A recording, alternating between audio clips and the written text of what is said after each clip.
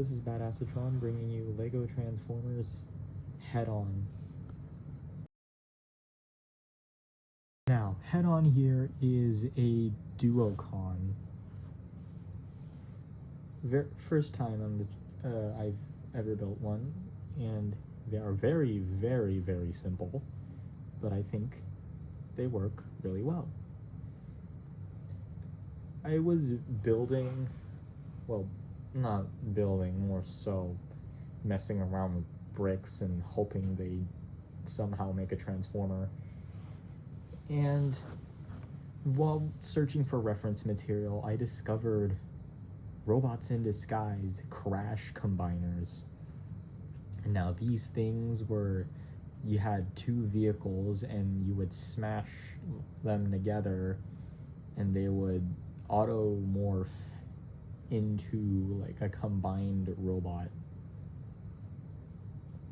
And they had some really weird combinations, like you could have Sideswipe combined with Bumblebee, and then I think there was one with a Grimlock and Optimus Prime. Very weird, very crazy. So of course I built my own. Here we have Head-On in his two car modes.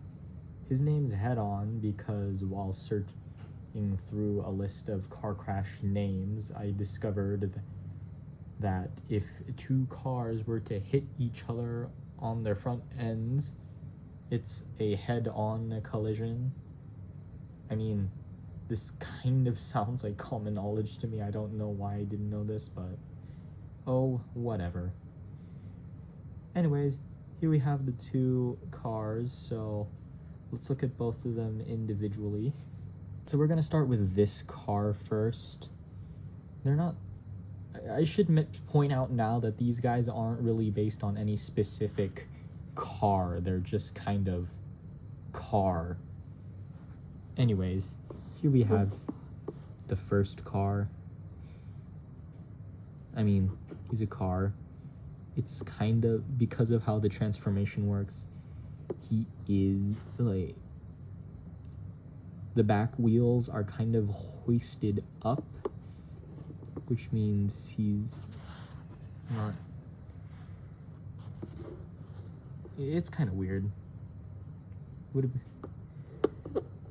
You'll also notice this stud in the front of the car that's kind of necessary for transformation.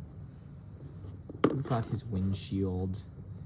We've got some very precarious gaps sticking through the side of the car. Very ugly, very disgusting. You'll also notice that the back of the car isn't completely the same height as the windshield. I know, I'm such a horrible person. And we've also got, I guess you could consider this a spoiler.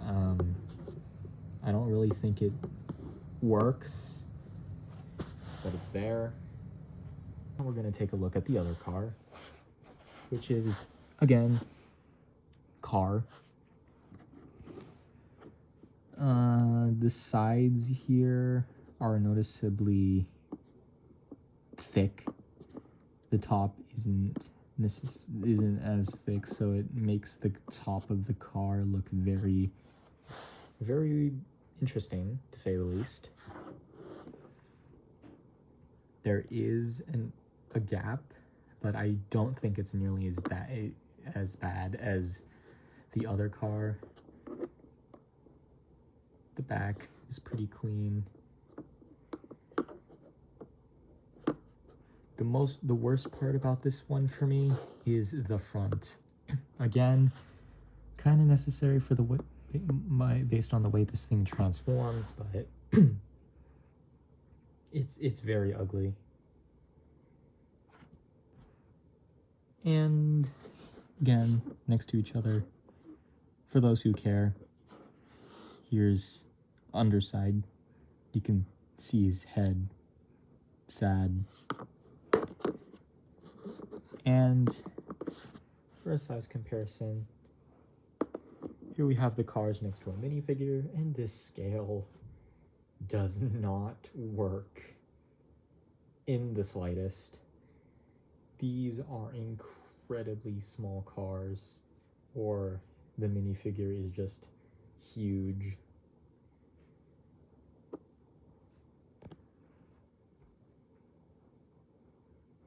That's all I have to say about their vehicle modes, so now it's time to crash combine. Now, unfortunately, with the limitations of LEGO, I can't make them auto-transform. They can connect to each other before they start combining. You don't have to do this, but for the sake of crash combiners, crash combine.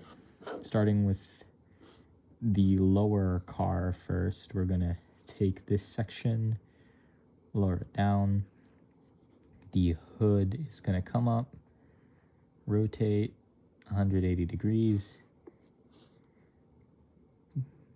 These wheels will fold and kind of just rest on the back here. The bottom of the car, it's falling apart. The bottom of the car will split. This will spin. This will spin again. And now we've got a foot. And we can do the same with the other side. Straighten the feet. Now it's got legs. Coming up to the top car, I'm gonna spin it. Now his head's there.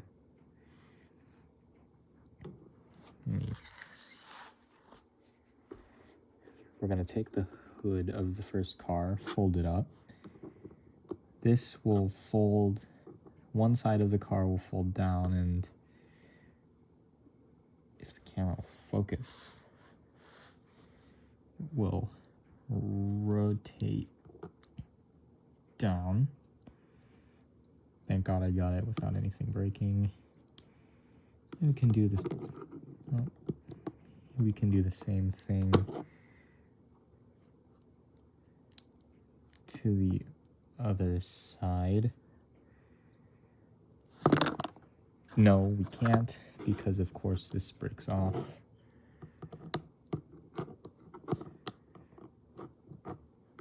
The wheel will rotate. And this white part here will rotate, which will allow this black piece to spin. And then we can take this back piece, move it out of the way for clearance. We can align the wheel to this folded up piece. This entire assembly will go down and fold in. And we can do the same with the other arm. Rotate this piece out, spin it like so, have the other car disconnect from the connector port, fold this back piece up, rotate, align the wheel, this all rotates down and comes in. Get everything situated. Let the camera focus. And here's head on in his robot mode. I am proud to say that I do not think he looks like an Optimus Prime with a pair of dinosaur pants. He does look like his own original robot. Oh, he fell. And I am happy that I was able to get the crash combining aspect of him to work. That was pretty cool. So, let's talk about the robot. Starting with the legs. The first car was the bottom car was the first one I built. And it's easily the more simpler of the two. Starting with the legs, very, very, very simple legs with the wheels positioned on the back and some very, very, very long heel supports. Yeah, this guy is not going to be falling down anytime soon.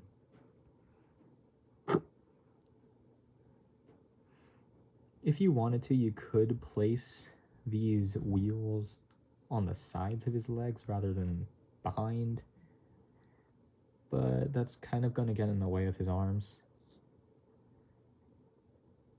His waist is very simple, no swivel, sadly.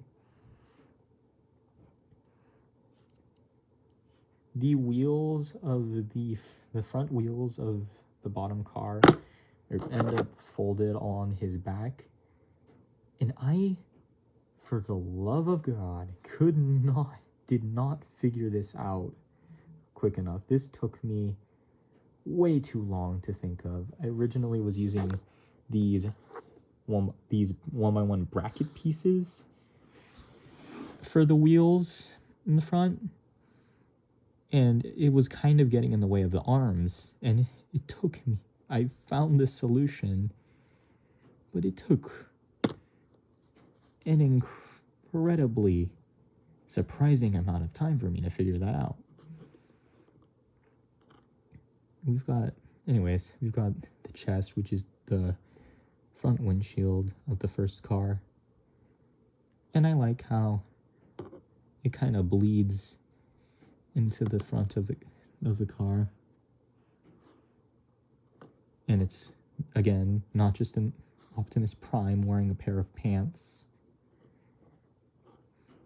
Getting to the top car, the windshield of that first car ends up on his back, and it's mounted pretty high, actually. The camera will focus. Notice where his head is. First of all, the windshield chest is actually placed a little higher than the pieces I used, so his head is kind of hidden. And considering the fact that his name is Head On, I like to think he puts a lot of protection around his head because he's so terrified of constantly crashing into people with his head. Like, he's got very little protection down here. He's very skinny. And then up here, you've got these huge shoulders, super thick back, this windshield covering half of his face. Speaking of, this shoulder transformation was kind of an accident. I originally wasn't going to use this transformation. His arms were going to be something a lot more simpler and a lot uglier. But then I was fiddling around with this and I discovered, hey, these kind of look like arms. And then they became the actual arms. And I think they do the job well enough.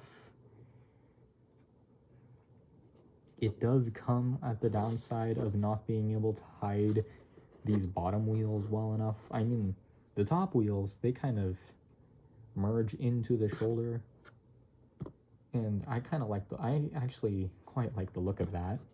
It's these bottom wheels that kind of just are there. For a size comparison, here he is next to a minifigure who is about half his size. Now, this guy's articulation isn't bad, but it's nowhere near satisfactory. His feet can move forward and back. I don't really consider them a knee joint. I don't think he has knees. Well, I mean, he has knees, but no knee joint. I suppose you could. His foot can move left and right, and his toes and heel can twist to help him balance better. his legs can't move forward and back, but they can move out and in. This is not very helpful at all.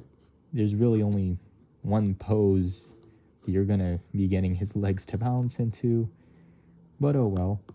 His head can... Actually, he can't even move. His shoulders can move out and in, although it looks really, really painful, as if his arm was being ripped off. So it can move out and in.